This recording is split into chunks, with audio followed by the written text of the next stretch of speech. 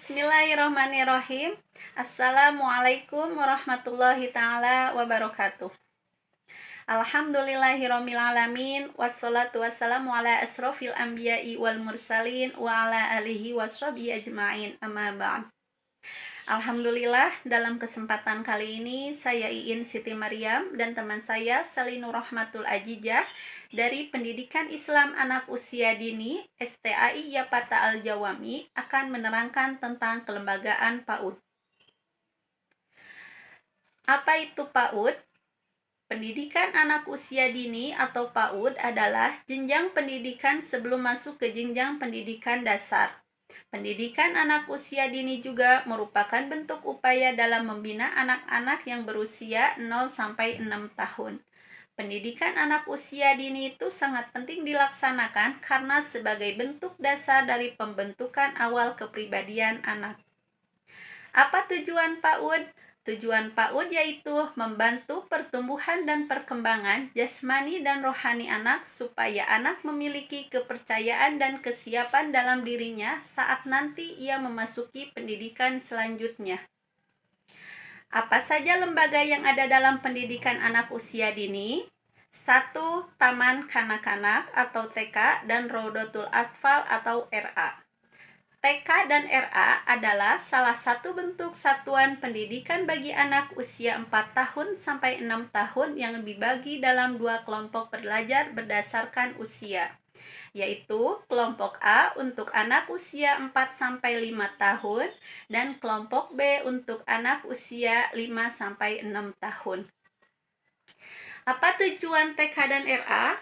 Tujuannya yaitu mengembangkan kepribadian dan potensi sesuai dengan tahap perkembangan peserta didik.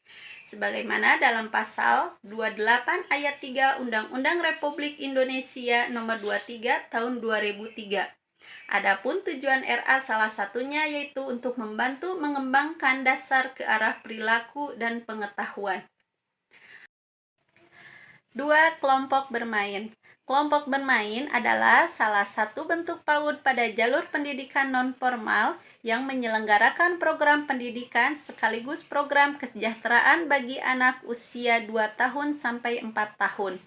Apa tujuan kelompok bermain? Tujuannya yaitu membantu mengembangkan dasar sikap anak dalam menyesuaikan dirinya dalam lingkungannya agar siap memasuki lembaga pendidikan selanjutnya, dan juga untuk pertumbuhan dan perkembangan selanjutnya.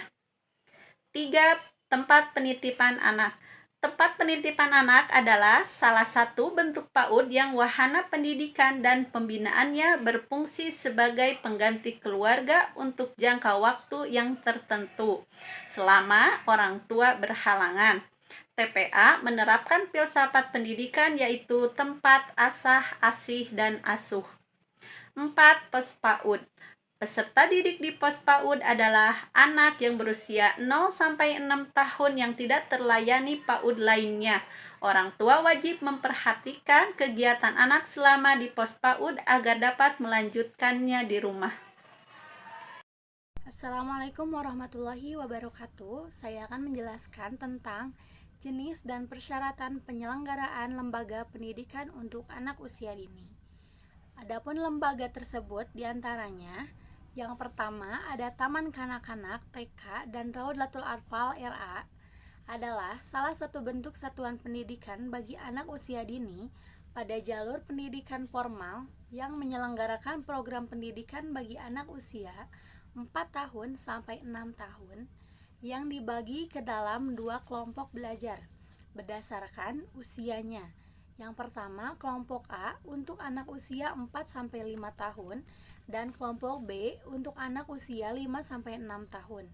Adapun persyaratan pendiriannya harus memiliki lembaga yang berbadan hukum dan terdaftar di Dinas Sosial, memiliki izin penyelenggaraan dari Suku Dinas Kota Madia, memiliki kurikulum TK dan perangkatnya, memiliki sarana bermain yang meliputi outdoor dan indoor, memiliki sarana dan prasarana sesuai dengan SPM dan SK Gubernur tentang penyelenggaraan PAUD. Dan yang terakhir harus memiliki sumber pembiayaan sekurang-kurangnya untuk jangka waktu 5 tahun. Selanjutnya, ada kelompok bermain atau yang sering disebut sebagai KB adalah salah satu bentuk PAUD pada jalur pendidikan non-formal yang menyelenggarakan program pendidikan sekaligus program kesejahteraan bagi anak usia 2 sampai dengan 4 tahun. Adapun persyaratan pendiriannya harus memiliki tempat yang layak untuk menyelenggarakan kegiatan kelompok bermain, harus memiliki anak didik, memiliki tenaga pendidik, memiliki tenaga pengelola, memiliki sarana dan prasarana, memiliki alat permainan edukatif atau AP, dan harus memiliki program pembelajaran. Ketiga, ada Taman Penitipan Anak atau sering disebut sebagai TPA, adalah salah satu bentuk PAUD yang wahana pendidikan dan pembinaan kesejahteraannya yang berfungsi sebagai pengganti keluarga untuk jangka waktu tertentu selama orang tuanya berhalangan atau tidak memiliki waktu yang cukup dalam mengasuh anaknya karena bekerja atau sebab lainnya.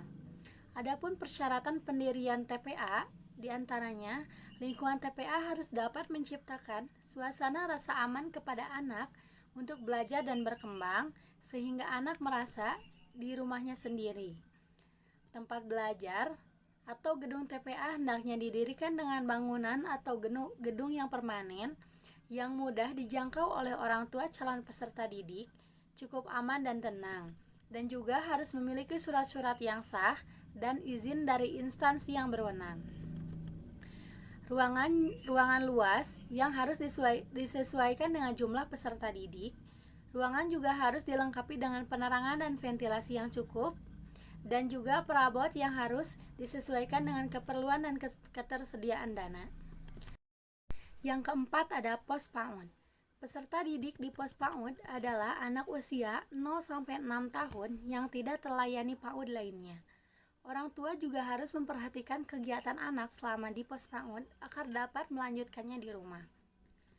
Adapun persyaratan pendirian pos PAUD diantara lain memiliki pengurus sekurang-kurangnya terdiri dari unsur pembinaan dan unsur pengelolaan, memiliki kader sekurang-kurangnya 4 orang, termasuk pengelola yang merangkap sebagai kader, sekurang-kurangnya 50% kader yang berpendidikan SLTA, sekurang-kurangnya 50% kader yang terlatih, dan memiliki tempat yang tetap dan layak untuk kegiatan anak, baik kepunyaan sendiri, sewa maupun pinjam pakai, dan harus melampirkan tempat foto kegiatan dan bukti kepemilikannya.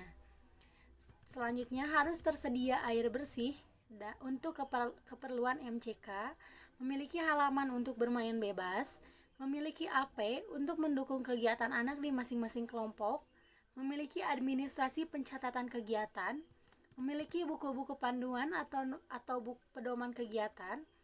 Kegiatan juga telah berjalan aktif selama 6 bulan, sekurang-kurangnya seminggu sekali, dan yang terakhir harus memiliki surat izin kepala desa atau lurah setempat. Mungkin cukup sekian penjelasan yang dapat kami sampaikan, mudah-mudahan bermanfaat bagi kami dan umumnya untuk kalian semua. Terima kasih untuk kesempatannya. Wassalamualaikum warahmatullahi wabarakatuh.